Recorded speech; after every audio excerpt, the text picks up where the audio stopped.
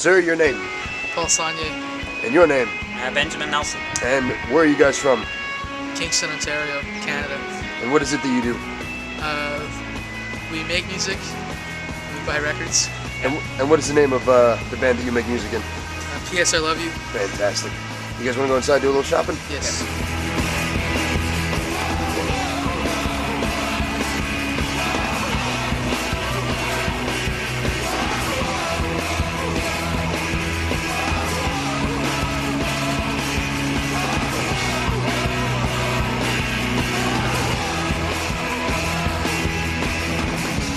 So when you're in a record store, I mean, this is the first time you've been to this record store, correct? Yes. And when in a record store, like, what's the first type of music you head towards? I usually head towards New Order or orchestral maneuvers in the dark.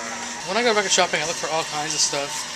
So I just like to go through the new arrivals bin right away, see what they got. I love adventures. What's the last record that you bought? Prince, Dirty Mind. Really? In San Francisco, yeah. What was the inspiration behind that purchase? That record I've been looking for a long time. Really? Yep. And Okay. I found it for $10 and blew my per diem money on it, but it was worth it. I mean, I figure that's a good buy, right? Oh my god, You yeah. can either go for a record or lunch, Yeah. but, you know, go for music. Cigarettes and records, that's all I need. When I'm on tour, don't go record shopping a lot just because like I can't afford it, but so I usually just try to buy singles for like cheap. The last record I got was a Cameo 7-inch, the song Single Life, which is one of my favorite Cameo songs, and I've been looking for that one for a long time. I got it at a flea market in New Orleans for 25 cents. Do you ever go to record stores and like you find a record you like, but you're not sure if you want to buy it at the time? Do you hide it in a certain spot and I've then come done back that, to it yeah. later? I've done that before, and then I go home and like look it up on YouTube, listen to it. You know, some record stores are great because they have little turntables where you can sample stuff, but I keep just some down the best in a portable turntable with headphones, especially for digging at flea markets and stuff. But yeah, definitely hit stuff. Looked it up and then come back before. I'm not about that. So I wanted to ask you your honest opinion on something. Your thoughts on your partner's beard. Oh, I don't mind it. I really didn't notice it until like 4 or 5 months ago. I was just so used to it. And I guess other people notice it a lot, especially girls. Are you capable of growing a beard of that magnitude? No, not at all. I mean, you're sporting a little facial hair right now. You got the scruff going on. That's about it. It comes in pretty patchy. Oh yeah. And I don't know. Not interested in maintaining a beard. Or not maintaining a beard. Have you ever tried? No, never. Never tried growing a beard? Nope. I've not shaved for a long time, but it gets itchy. I don't look good. Well, I guess it's like a good idea to, you know, have one guy be the clean shaven and one guy be the bearded man. Otherwise, you know, get a ZZ Top thing going on. Yeah, we don't want that. Yeah, exactly. Are you a gamer? Not seriously. I wouldn't call myself a gamer. You're good at Nintendo. I'm good at Nintendo. Like old school Nintendo? Yeah. What's your favorite game on Nintendo? Well, this is like pretty lame, but I think the best game is Mario 3.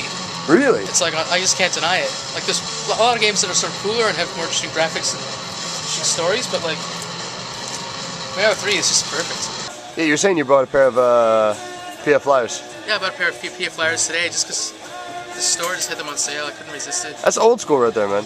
Yeah, that's like you got to know your shit when it comes to... Well, basically, I mean, they sort of PF Flyers are originators of modern sneakers design, so I get into that. It's a big part of American history right there, PF Flyers.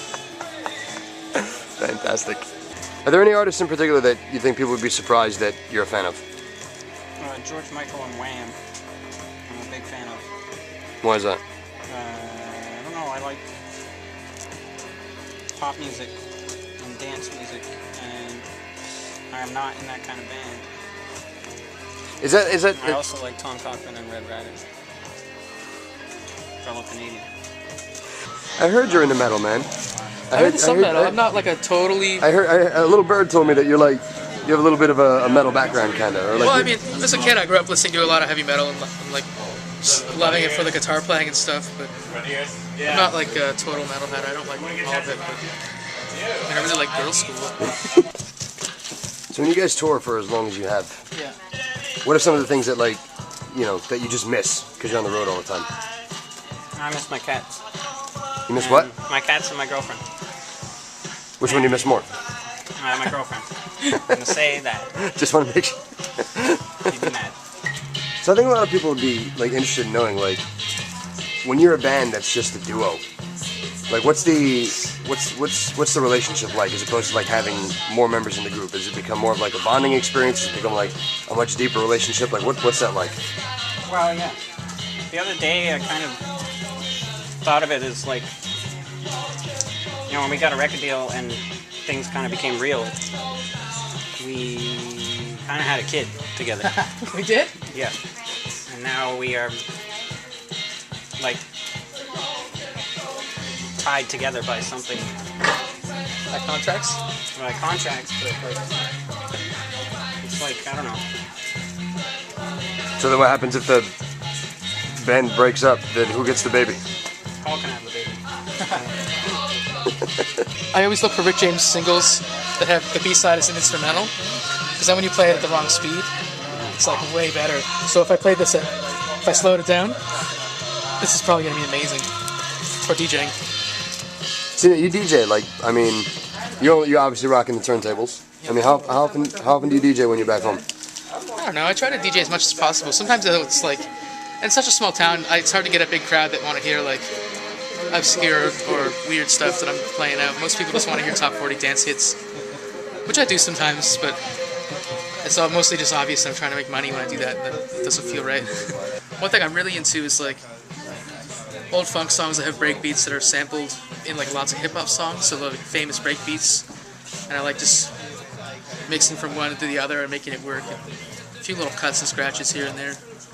The other night at the Mercury Lounge, we played a late set and I DJ'd, but they didn't have any needles on their turntables. I didn't bring any with me, so I just plugged in my tape deck with a mix I had made with turntables, with scratches and cuts on it.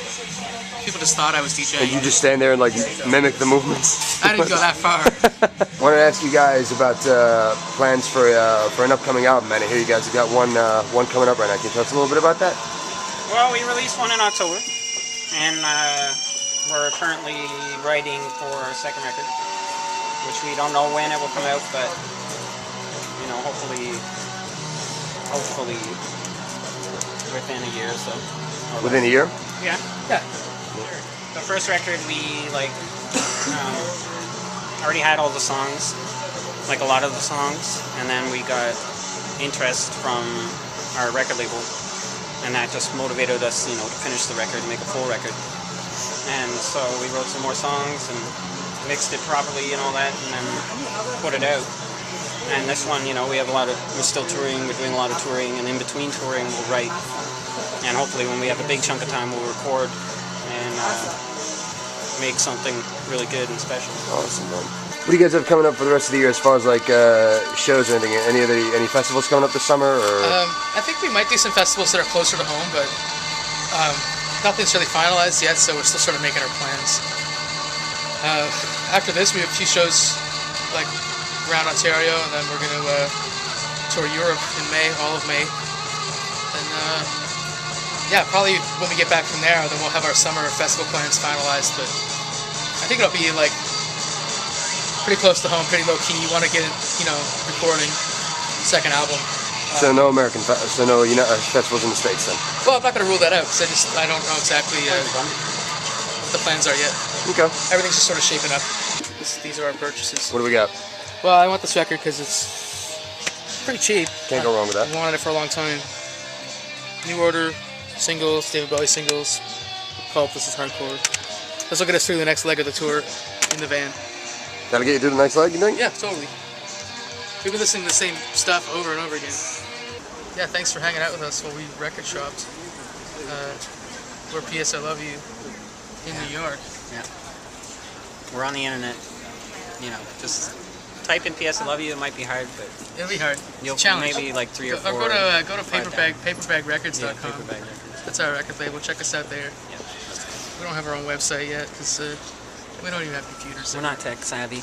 We're not tech savvy at all. No tech savvy. So hi, internet. Yeah. What's up?